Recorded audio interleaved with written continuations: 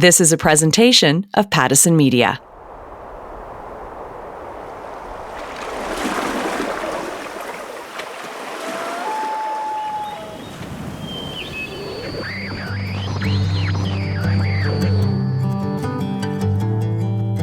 Amplify Canada is an initiative created by Pattison Media. It's designed to celebrate and elevate small businesses, the backbone of our economy. Thousands of small businesses, groups, family organizations, and individuals are showcased on Pattison Media radio stations from Winnipeg to Vancouver throughout the year.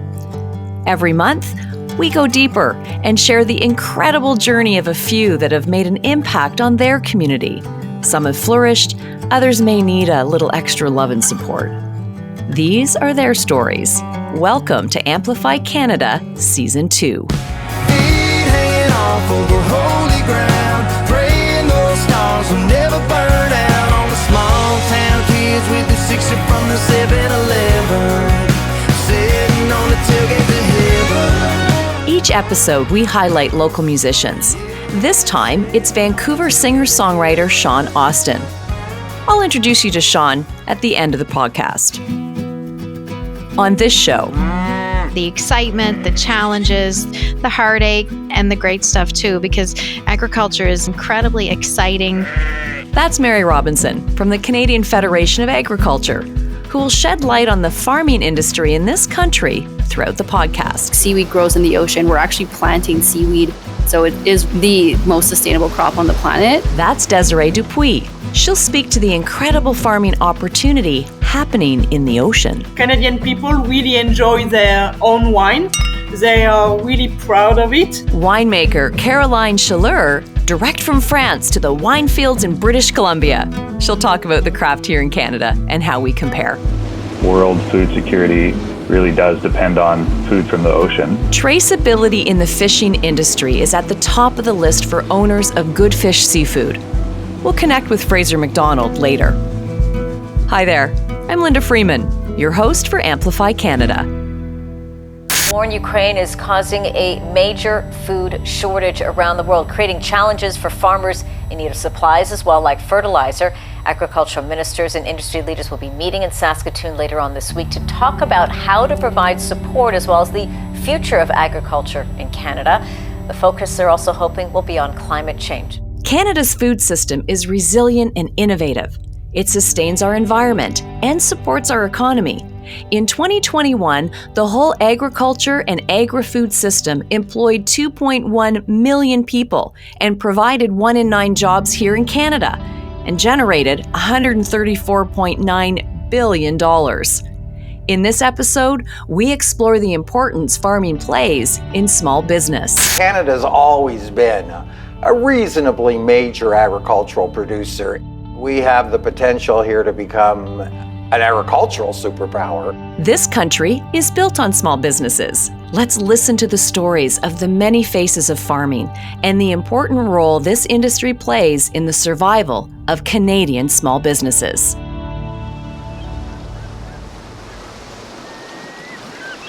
We start our journey on the West Coast with a creative farming initiative surrounding beautiful Vancouver Island. Founded in 2019, Cascadia Seaweed is now the largest cultivator of kelp in Canada, with 7 seaweed farms in partnership with 5 different First Nations communities. It totals 26 hectares and produces 250 wet tons a year. Have I got your attention? Who would have thought of seaweed farming? Desiree Dupuis is the founding partner of Cascadia Seaweed and runs the consumer brand Cove Ocean Foods, which is actually an acronym, Desiree. Yeah, knowledge, oneness, vitality, and excellence. The knowledge part is in reference and honoring our First Nations partners. Each one of our seaweed farms, we partner with a First Nation band, and we work with them for their knowledge and experience and know-how because they've been cultivating and eating seaweed for many, many, many, many years. Oneness, we are all one. Everything that we do, we receive in return. We're one with the planet, we're one with the land, one with each other. And then vitality, of course, is just harnessing the power of seaweed and all the nutritious ingredients that it offers to us as humans, but also to the planet and the ocean. And then excellence, of course, is the highest standard that we achieve to be.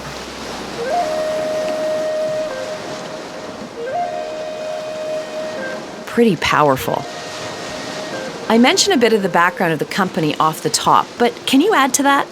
Cove is the consumer food brand for Cascadia seaweed. Cascadia was founded originally by our chairman, Bill Collins. He was doing an economic study on Vancouver Island and realized the potential for the future of seaweed in so many different usages. You know, everything from industrial usage to bioplastics to ultimately human food.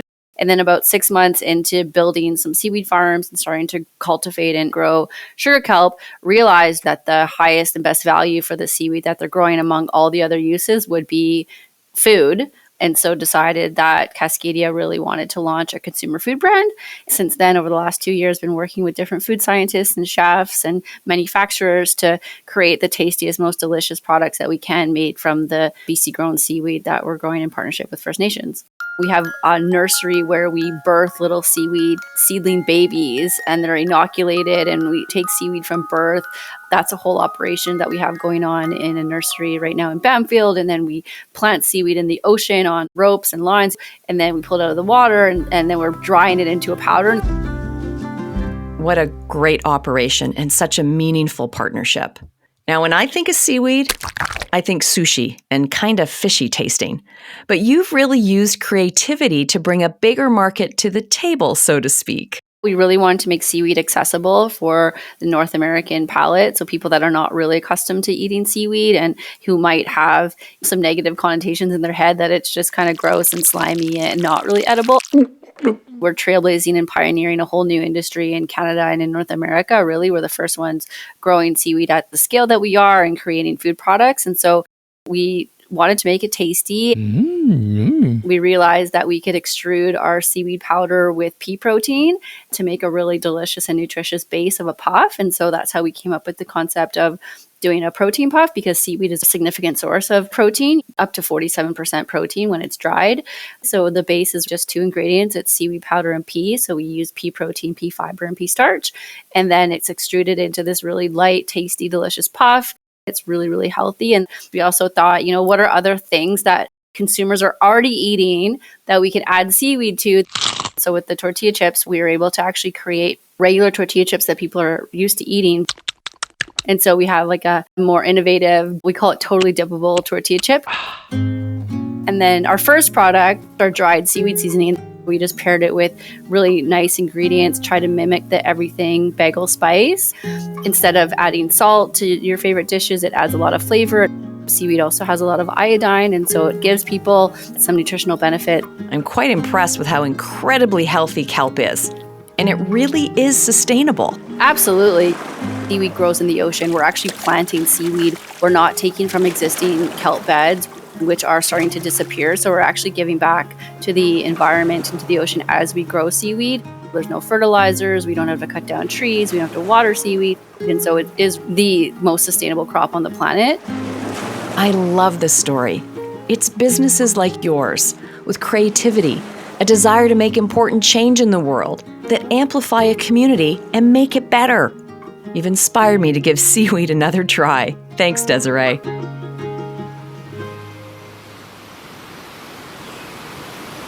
From farming to getting perspective on the farming industry. This is what we'll move in and out of in this episode. Understanding the value and importance of this industry to our economy and the need for sustainability. Let's shift into that conversation with Mary Robinson, President of the Canadian Federation of Agriculture. Hi, Mary. Can we start with perspective on your organization and what you do? We are Canada's largest general farm organization. We represent approximately 190,000 farm families from across the country, coast to coast to coast. We can say that third coast because we have the Yukon joined our organization a few years ago. So we have those kind of provincial and territorial farm organizations that are members of ours. So we have a really broad spectrum of member organizations. We only sit down as a group a handful of times in a year, but we get to hear firsthand from those producer representatives what's going on in their area, the excitement, the challenges, the heartache, and the great stuff too, because agriculture is incredibly exciting and technology and opportunity filled industry. And as a consumer, more of us are wanting to learn a little bit more as we work really hard to support our local farmers. And I think that's happening more. Are you seeing that from your side? There's so many nuances from region to region and within commodities. So when we look at why it's important for us to support our local farmers, COVID and other events recently have really highlighted the food security and food availability issues for a lot of us, not all of us, but for a lot of us, we experience those scarcities for the first time in our lives. Agriculture has always done such an amazing job of just producing food, and a lot of people haven't had to give it a thought. The war in the Ukraine has had a direct impact on the price of fertilizer, for example. So really what we need to look at it moving forward, and I think the Ukraine-Russia situation has highlighted that for a lot of people, domestic food production is incredibly important to the security not only of our farms and agriculture in Canada, but to all Canadians and beyond, because we feed a lot of people around the world. As Canadians, are we understanding the importance of this? And I say this from the perspective that I'll hear, another house farm is going up where once farmland was. And so the concern is urban sprawl. What is that going to mean to us? And so do we really understand that we need to support our farmers? I would really like to say yes. In practical terms, I don't know. I think we have a lot of work to do because there's really only about 2% of Canadians that have any direct exposure to agriculture. So when we look at that and we look at that we're a country that enjoys some of the most affordable food in the world, we've created our own problem because we've done such a good job, I'll say very proudly, in producing incredibly nutritious and affordable food that it's just kind of become a non-issue. But I think looking forward, we do really see some hope that agriculture is going to gain some more prominence in the public consciousness. And I think, unfortunately, it's a lot of those horrible things that are going on in the world that has focused this spotlight on food production. Mary, we'll pause there and then pick up the conversation a little later about some of the changes you're seeing in agriculture. What constitutes farming? Do you think of a winery as a farm? Well, according to the Wine Growers of Canada, winemaking is Canada's highest value-added agricultural product, rooted in Canadian soil, producing high-quality wines and significant economic benefits for all Canadians. Between 2011 and 2019, the Canadian wine industry grew by over 70%. Now, this was driven by investments in research, innovation, sustainability, and capacity. So flying from Vancouver Island, where we looked at seaweed farming, to the interior of BC into wine country, touching down in Oliver, a town near the south end of the Okanagan Valley in the southern interior of British Columbia. The population is around 5,000 people. It's situated along the Okanagan River between Osoyoos and Okanagan Falls and has been labeled as the wine capital of Canada by Tourism British Columbia. Originally from France, let me introduce you to Caroline Shaler. As you can hear, I have a big accent. I came here in 2017 to work for a French company who own a winery here. I'm winemaker since about 20 years. Now, being from France, how does Okanagan wine compare? The only difference between Okanagan and European wines is that we make wine in Europe since years and years and years. So it's just brand new in the Okanagan, so we are not well known. And it's a tiny production as well compared to the volume we can do in Europe. But the quality is here. We have a very nice climate to grow grapes. Usually people are very surprising because when you say you do wine in Canada, they only think about snow. They don't think that we can reach 40 degrees in summer. So Caroline, a French winemaker, brought you to Canada, but now you're working for Rainmaker. Can you tell me about this vineyard? We have 14 acres of vineyard to produce wine. And last year we planted 8 acres with new grapes. And so they will start to produce next year to have more wine. So when you're saying new grapes, is it new to Okanagan or is it just a new variety of grapes? New vine, so they're baby vine. So they can't produce yet. We have to wait for them to grow and to develop the root system before we can do harvest and before we can pick up quality grapes. So usually it takes 3 years. You plant and you wait a little bit and then you have the grapes. Which is new for us is that we're gonna have Tempranillo, which is Spanish grapes. Very exciting about this one because I'm pretty sure we have the excellent weather for this grape here. What do you want people to understand about Canadian wine? Well, it's not only ice wine. We can produce really, really good, heavy, full body red, really nice white. We have a bunch of different terroirs. I know it's a French name. Terroir is really the location of the vineyard and what's going just in this vineyard. So it's very important. Yeah, Okanagan wines are really good. So first thing you have to taste, maybe a blind taste some Okanagan wines. But that's not the end of the travel. You know, wine is like a new year every year. You are working with Mother Nature. So she's always first. You just have to follow and try to adapt. Before we wrap up, let's talk about the high quality of wine being produced here, as there is a bit of a tie to French communities that came in the early years. It started with some French people who came to show the knowledge they had and the skills they had about wine. It's good also to promote that kind of culture here. And I think people are really enjoying and are really asking for more and more quality wines. It has to start somewhere. So maybe 20 years ago, wines weren't so good here, but now people are using good techniques. People are really focused on quality, and they really understand that to have nice customer, you have to produce nice wine. So you have to grow nice vineyard. It's very important, and we are a small area compared to the rest of the world. But I think that Canadian people really enjoy their own wine. They are really proud of it.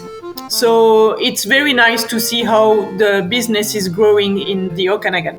Thanks, Caroline. Wine has been produced and sold in Canada for more than 150 years, but it's been over the past couple of decades that Canadian wines started attracting favorable attention on that world stage, amplifying our country's ability to become a major player in the international wine scene. There are many newer farming industries emerging, and some of the, well, I'm going to say trends, like hemp hearts and oat milk, are making huge inroads in Canada. Back to you, Mary. Would you have thought we'd be drinking oat milk? Yeah. Personally, I have difficulty calling it oat milk. I think it's an oat drink because to me, milk comes from an animal that you milk, be that a goat or a sheep or a cow. I always laugh. It'd be kind of hard to milk the oats, wouldn't it? Exactly. So you see this joke when you go to different agriculture conferences about almond milk, and they've got an almond and they've got someone doing this to the almond. How do you milk an almond is the joke. So yes, we definitely see trends. Some of those new trends that we can speak to would be the steady push we see from consumers for increased transparency around how food is produced. I think that trend is going to continue. We have to be cognizant as a society moving forward that we don't I don't want to say outprice food production, but I think we've got to be aware of the burden we put on food production and how safe do we have to have it. So, you and I, when we leave our house in the morning, we take a calculated risk if we're going to walk out the door, get on public transit or hop in your pickup truck, whatever you do to get to work. There's risk in that all the way along your journey in your day. That's just life. So I think with food, we have to be really aware that there's a bit of a dance there to play, and we can't lose sight of the fact that Canada is pretty much the envy of the world as far as our food production, and we have a lot to be really appreciative for, and it's exciting. Just to be grateful for what we have here. And then that makes me think as well about the future of farming.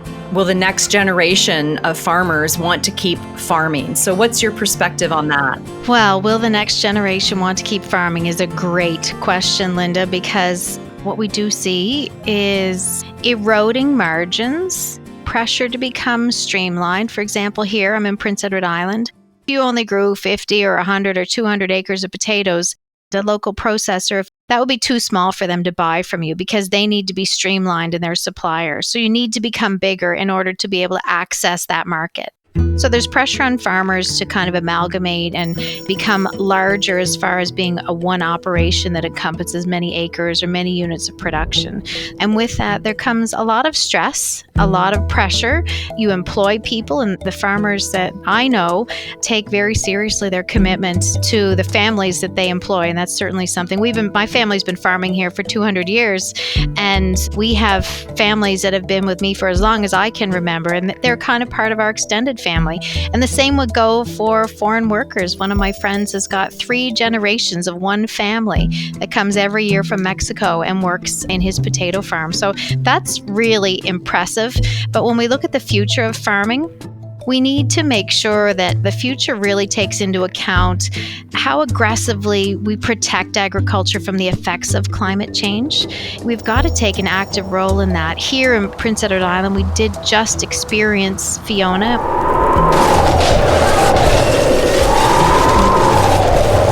And I have a neighbor who the roof blew off one of his potato storage buildings. So he's got 12 million pounds of potato storage that he's lost. He's digging that crop now and he doesn't have a place to put it. So we have to really make sure that we've got policy that's quickly and effectively reactive to that. But at the same time, we talked about the excitement, what agriculture brings to the table in regard to our ability to mitigate climate change. So we have to make sure we're putting in the proper incentives and the proper policies to unleash our potential in climate change, because I think everybody is agreeing that the weather's really just going to intensify and drop more pressures on us, all of this unpredictability. So climate change and sustainability, well, they tie directly into the next farm we'll visit. Globally, fisheries and aquaculture production are an important source of accessible, nutritious food and a basis of livelihoods. It is also a key driver of coastal and rural economic well-being. A fishing company making a sustainable difference is in the heart of Vancouver, False Creek to be exact. But Good Fish is run by fishermen who've spent nearly 2 decades on British Columbia's coastal waters learning what it means to deliver community-driven, accessible local seafood. Talk about amplifying a community. Fishermen who are focused on ensuring we have an abundance of fish in the future. Meet Fraser McDonald, who's been fishing since he was 17. He bought his first boat in 2011. Recently, he and his business partner came up with the idea of an actual fishing company. After a bunch of years of kind of growing and developing the fishing side of the business, Samuel and I started the idea for Good Fish. I'd had the idea for a while, and we figured out how we could turn it into an actual company. We've been working on building out the business and building a brand and getting all the design done, and we're just starting to roll it out now. We've been selling at farmers markets since 2020, but just kind of getting ready to start selling retail and wholesale as well now. Let's step it back just a bit and talk about how you got into fishing. I never really do much recreational fishing. It was always sort of a job for me. I never did it in my spare time.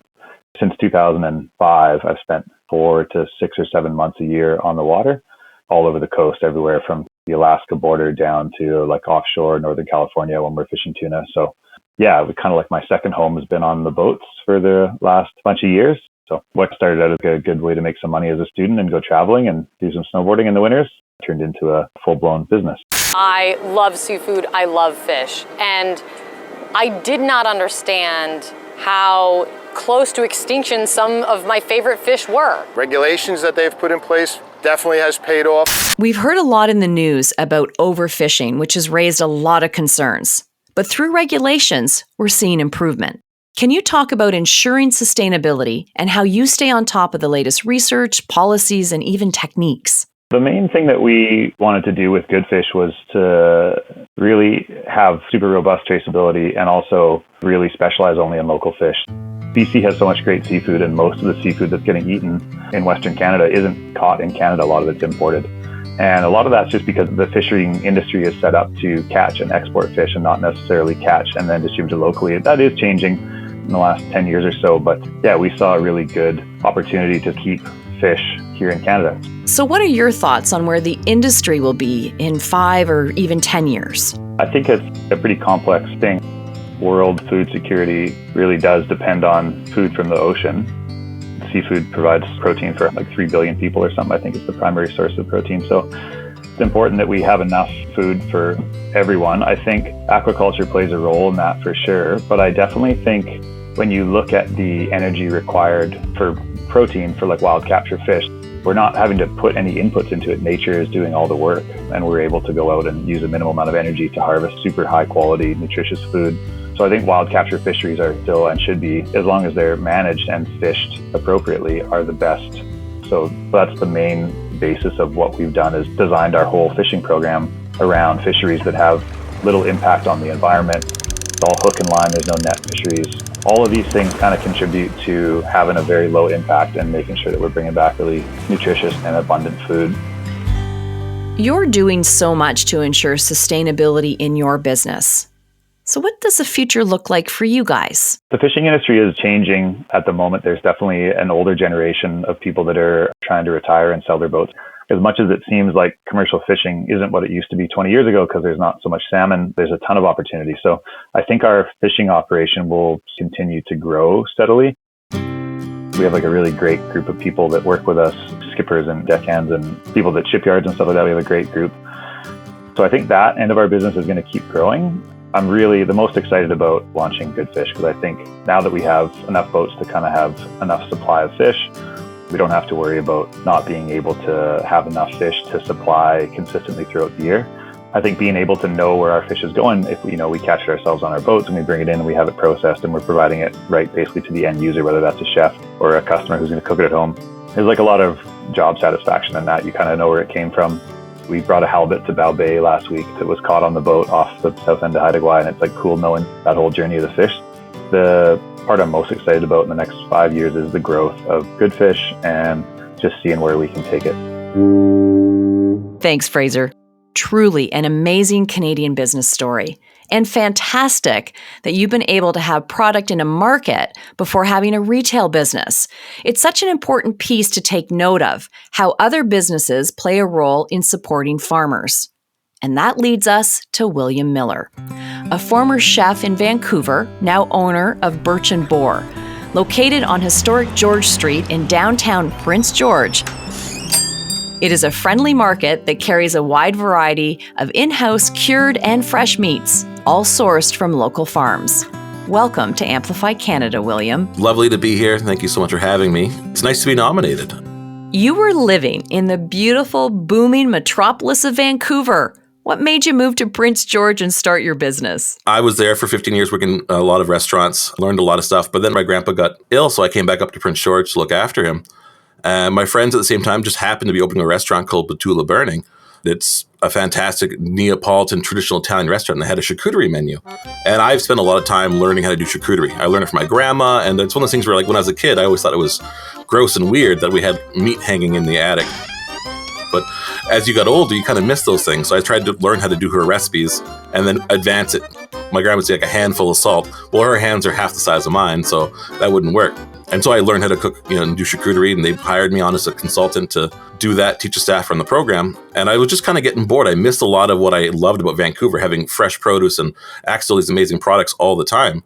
And I thought, well, why couldn't I do that here in Prince George? So I started a farmers market company with 4 of my friends, and we just operated every Saturday. It was a really big hit. During that time, we just met a lot of people, a lot of farmers, and we fell in love with the whole community up here. I decided to stay, and we turned it into an actual storefront. We're loving it. We love the customers. We love the farmers. And we really want to show that Prince George is one of the premier food places in British Columbia, even if you've never heard of it. I love how your grandma ignited the passion. I think a lot of us can identify with that. You're focused on highlighting your community and the farmers. So why is that so important to you? Because I really believe in food security. And a proven point of it is that you looked at when the Coquihalla went down, it flooded here in Vancouver. Water rushes underneath a now completely severed section of the Coquihalla Highway. Look at this bridge. There's nothing left of it. we in Prince George couldn't get access to a lot of our commercial goods. A lot of these stores like Save On buy from the markets down there, which are shipped from around the world. My store was full. We never ran out of anything. A lot of our products are all made here in Prince George, or they're made in the northern area. All of our farmers are represented. It's really important to make sure those people can make a dollar in their local community. That dollar stays in the community, which means you'll get a good chunk of that dollar back to you if you have your own business. We wouldn't be anywhere without the community. I mean, from the farmers market people showing up to just giving us that support to like every other local business who comes in and buys charcuterie boards for staff parties. I have a big belief that if you look after your employees, they look after your customers. You look after your customers, they look after you. And it's this really big circle that if you have to like think of it as being really community minded, thinking local first is really important. That doesn't mean we want to ignore our neighbors, but we have to make sure that we can take care of the people in our community so then they can take care of people in their communities, and we kind of grow it that way. I just think it's a positive circle to be involved in helping people when you can. Paying it forward, like, I really believe in it. It starts with employees, to your customers, and then to your community, and they'll look after you. You speak so passionately about the importance of community and how it's all linked. I read about how you're fundraising for Kyle's Kindness, a local autism awareness and resource initiative. How do you pick who you're going to help? When people come to us with opportunities, and I always consider charity an opportunity, even if you can't give financially, doesn't mean you can't help the cause. You can share things, you can talk about the cause, you can be present and just learn about the cause, learn about things we need to be educated on, and that contributes to overall growth of said charity, event, whatever needs help. Just sometimes time is more important than even just giving $1. What do you want people to know about supporting farmers and shopping local? When you support local, that dollar you have circles that community 6-7 times before it leaves the community. So there's more financial growth within your community. It may not seem like it because you're not seeing it right away, but a year from now, you're going to see a large growth. And it's interesting to see when farmers markets are doing well, suddenly these farmers are buying better equipment and they can produce more produce. Then the costs start to come down. I guarantee if you spend 10% of your grocery budget in a local farmers market, you'll see a big difference in your community. Go to your farmers market, go see what's there, go support these people because roads are closed, trucks can't make it to our city. They're the ones who will feed us. So we should look after them. We have the ability to look after them. We've heard a lot of positivity around Canadian agriculture throughout the episode. Now, do you see a future for this industry in Canada? I think it has to. I think any country that wants to have positive growth forever needs to have that strong foundation. The foundation for any community is the farmers. Communities are built around agriculture. That's how it's always been. I think that's how it will always be. We need diversified farming, and we have the land. Like, Canada is so resource rich on land to produce, and we are blessed to work with our farmers. We want to see them grow and continue to be successful, because to do so means the community is successful. And if the community is successful, that means the province is successful, and if the province is successful, that means the country can be successful. I'm positive in the future. I really am. Thanks, William. Well said. Praying those stars don't ever burn out on the small town kids with a 6 from a 7-Eleven, sitting on the tailgates of heaven. Farming plays a key role in our overall economy. Back to Mary Robinson, President of Agriculture Canada. What's your perspective on this, Mary? It is staggering, and I think most Canadians would be absolutely blown away to understand that primary producers, so whether you're an oyster fisherman in PEI or you're a grain farmer in the prairies or you're raising cattle in Alberta, whatever you're doing, we're the foundation for a larger system, the agriculture and agri-food system in Canada. So when we look at that whole of agriculture and agri-food, that system employed 2.1 million people and provided 1 in 9 jobs in Canada. I think that makes it second only to government as far as employment goes. And in doing that, it generated just under $135 billion in GDP, which is just under 7% of Canada's gross domestic product. So it's, again, like I said at the beginning of this little discussion, it's important to recognize that farmers are the foundation of that. So the beginning of the pipe is, how much raw product are we going to have to hand to all of the value add potential we have in this country and beyond? So the more that we're able to produce food efficiently and sustainably and increase that volume, the multiplier effect that has on that $135 billion is very real. The potential is amazing. And I always giggle because I feel old when I say, do you remember in 2017, our friend Dominic Barton, who I adore, he's a smart guy, he was part of a strategy that identified that agriculture is really the diamond in the rough. And that Canadians should be looking at this and saying, wow, not only is it food security and it's climate change mitigation, but it's our best potential for increased ROI on GDP. So with the proper investment and the proper policy, so I mean red tape reduction, I mean incentivizing investment internationally, bringing more value add to this country, agriculture blows the doors off every other industry, I say with confidence. Mary, thank you. Anything else before we go that you want to get out to listeners, why we as a consumer need to play a key role in ensuring the success of farming in this country going forward? Don't take it for granted. Really I wonder if it's worth me asking my member of parliament, what's your position on agriculture and what are you doing to help in agriculture? And reach out to them and encourage them that agriculture matters to you, whether you live in downtown Gray, Saskatchewan, or you live in Minto, Manitoba, which I think is a population of 93, or you live in Vancouver or Toronto or Charlottetown, your MP needs to hear from you to really know that agriculture matters to you because you still want to be able to go to your grocery store and not only access but afford food. Through hard work, creativity, perseverance, and true dedication, farming is at the core of Canadian business. Thank you, Mary, Desiree, Caroline, Fraser, and William, for your stories and insight. Now head out the door. There's an amazing farm or market just waiting for you to explore. And thank you to all the people in our communities who nominated these businesses for Amplify Canada.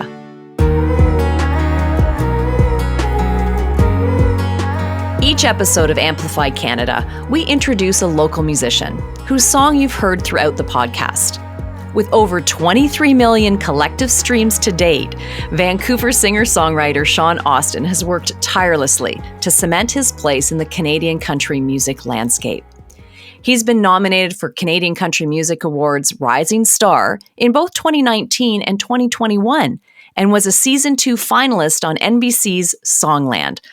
Sean, you're born and raised in Vancouver. How did you get into country music? I get the question all the time, how does a guy from Vancouver get into country music? And I think that the simplest answer is that country is that, let's put it this way, I consider myself a mutt when it comes to musical influences. I pull from rock, pop, everything. But over the years, country's always been the genre that I relate to the most. There's something about the storytelling aspect of country music. If we're writing a song about an emotion, there's something you can pull out of it. And it just kind of humanizes everybody. So that's why I've always loved country. And that's why I've been lucky enough to do it today. So NBC's Songland, let's talk about that. Now, this show followed undiscovered songwriters as they pitched their original creations to artists and music producers. How was your experience? Songland was this unbelievable masterclass in songwriting. All these people that I was working with were just brilliant in their own right, but then working with Shane McAnally, Ryan Tedder, Esther Dean for 2 weeks, getting a chance to spend my time with people that I've looked up to for years, and then seeing how their process works and seeing how it differs from mine on the creative side.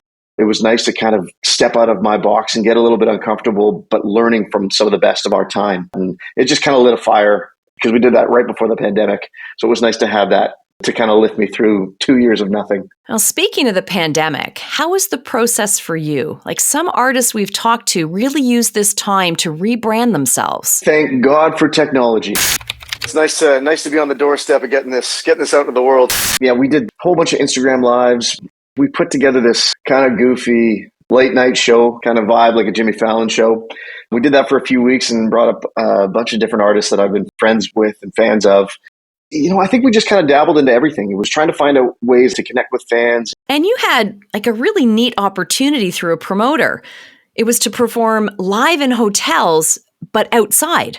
These hotel shows were pretty incredible. The show would be in like an inner courtyard. You bought tickets to a show, and they'd watch the show from the balconies of their hotels. And that worked out so incredibly well. And it was such a nice way for us to be able to play live music again while still obeying the rules and making sure that everybody was safe. And it's something that I kind of hope continues going forward, because for such a unique way to do a show, it worked out great. And I can see that being super successful on larger scales as things go on. So, those were a couple of the big ones that kept me going and kept my mind racing for 2 years. Being on stage, there is nothing better. I can speak on behalf of all artists that we will never take it for granted again. And every chance we have to be behind a mic is going to be just a little more special now. We've heard a bit of your song, Tailgate to Heaven, peppered throughout the podcast. Now, you wrote this song. So what's the process you go through? It's been a while, actually, since I've cut one of my own songs. It's funny how country works very differently, where we just write music and we try to write the best song. And you kind of know that when you write a track, it might not always suit you. You pitch it out to other artists and you hope it clicks for somebody. That was the case with this one. I'm recently married, so it just felt like something that, my wife and I have experienced. And to me, the song is about just taking that special person to that place that's just kind of yours, where you can just have that quality time and those moments that you live for. It's got to be things that I can connect with, can relate with, whatever I'm going on in my life at any given time, or inspiration. Sometimes I hear a story on the news and you try to be empathetic to a situation and put yourself in someone's shoes and write the way I would feel if I was going through that. It always has to be genuine. I can only imagine as a musician, being back performing must just feel so special. The vibe that you get from a live audience, and especially when they're connecting with your music. I have a buddy here tonight that I did a song with. We got a chance to do a whole bunch of shows this year, and being on stage and having everyone sing that track back, that's why we do this. There's no better feeling in the world than knowing that you're connecting with folks. And this song has been a life changer for me in a lot of ways, and just kind of reopened up a lot of hope and a lot of doors, I think, for the next step and where we're planning on going. I wish every song could be a tailgate to heaven, but when you get those tracks, it's a special one. Thanks, Sean. On that, here's Tailgate to Heaven. Streets of this town ain't paved in gold, but there's a Texaco star.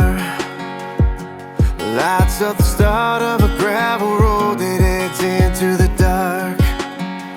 It'll take the wheels of your truck and your girl up above the clouds. Cut the engine off, turn the radio on, drop the tailgate down. Then it's moonlight, halo, angel eyes, high on a hill, the kisses the sky, leaning on in the terror. Midnight heart confessions, feet hanging off over holy ground, praying those stars don't ever burn out. On the small town kids with a sixer from a 7-Eleven, sitting on the tailgate to heaven. When you way up there with her, it's pretty close to paradise. When her song comes on, those swings start to come untied. And you thank God for that halftime 4x4, 'cause it got you up here with a girl and some beer. Now you're knocking on heaven's door. Moonlight, halo, angel eyes, high on a hill, the kisses the sky, leaning on in and tell her. Midnight heart confessions, feet hanging off over holy ground, praying those stars will never burn out. On the small town kids with the sixer from the 7-Eleven, sitting on the tailgate to heaven. Yeah, sitting on the tailgate to heaven.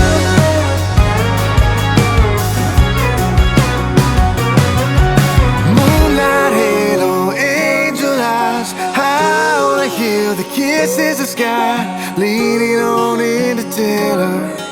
Midnight heart confessions, feet hanging off over holy ground, praying those stars don't ever burn out. On the small town kids with a 6 from a 7-Eleven, sitting on the tailgate to heaven.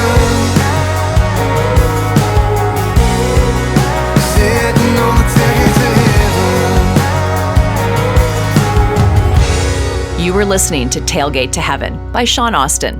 You can find him at seanaustin.com, on YouTube and Spotify. And for sure, check out his upcoming touring dates. You've been listening to Amplify Canada, an initiative created by Pattison Media, designed to celebrate and elevate small businesses, the backbone of our communities. For more information on this program, go to pattisonmedia.com. Another Everything Podcast production. Visit everythingpodcast.com. Subscribe wherever you get your podcast.